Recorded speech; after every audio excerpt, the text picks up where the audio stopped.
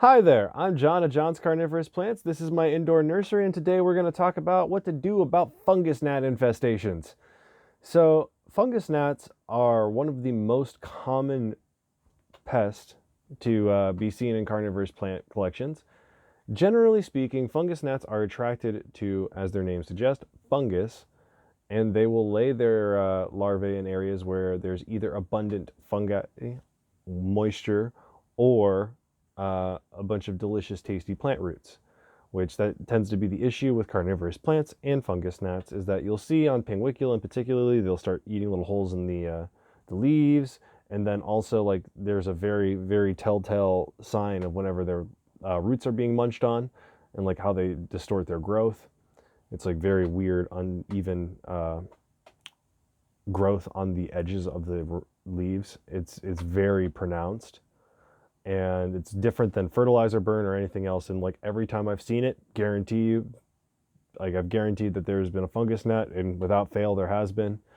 I know that because I used to use Miracle Grow peat moss way back my first year of growing over 11 years ago, and I used to see fungus gnats quite a bit because I didn't have watering down to much more of a science.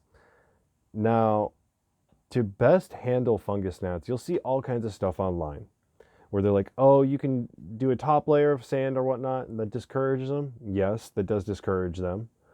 But ultimately, the best way to prevent fungus gnats is to get your watering down to a science. If you are drying your tray that you're like tray watering all these carnivorous plants with, they will not establish, especially if you let it go for about a day and let the top layer of medium start dry out a bit. Your plants will be okay, but that dryness prevents the larvae from ever hatching or like getting to a sizable point to where they're actually going to harm your plants, because they want to exist in the top layer of that medium.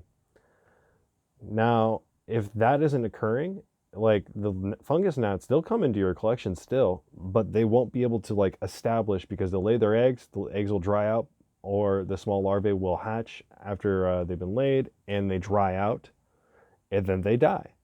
Now, whenever I'm saying dry, I think I also need to like make a good point of like, here we go. Here's a pot that it's still moist-ish to the touch. It's not like it's entirely dried, like bone dry, but it's the fact that like there's so little moisture there that it is not going to like cause the fungus gnats to persist.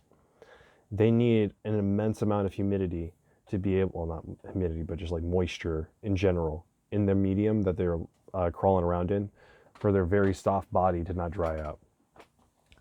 So there are products you can use, like there's all kinds of different like mosquito bit products or various like pesticides, etc., that you can use. But ultimately, I'm just going to be point blank.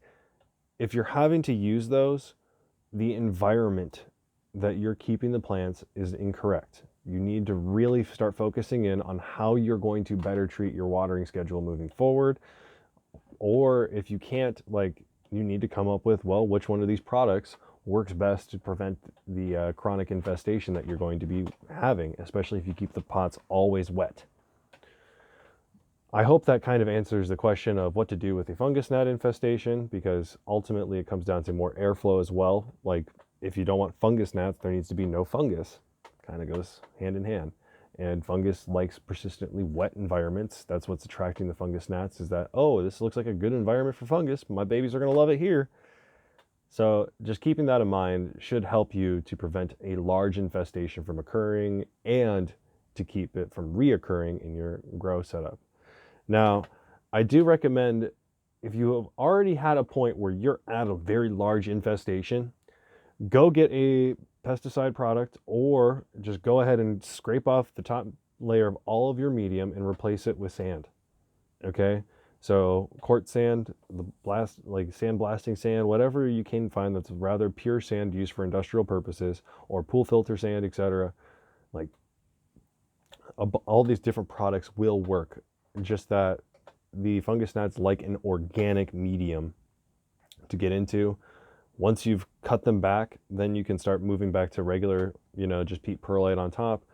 Just dial your watering back a little bit. Your watering is also going to change based off of the time of year. So in summertime, you're going to need to water less because the air around you holds more moisture. You'll notice that like your trays will stay wet way longer in the winter because there's less moisture being pulled out of the air. So you're going to want to let your tray dry out a little bit longer in a way, you know, just because there's not as much capability for the air to dry your plant out. The humidity itself will be an issue because of the level of humidity, because the plant is used to a certain concentration of water in the air.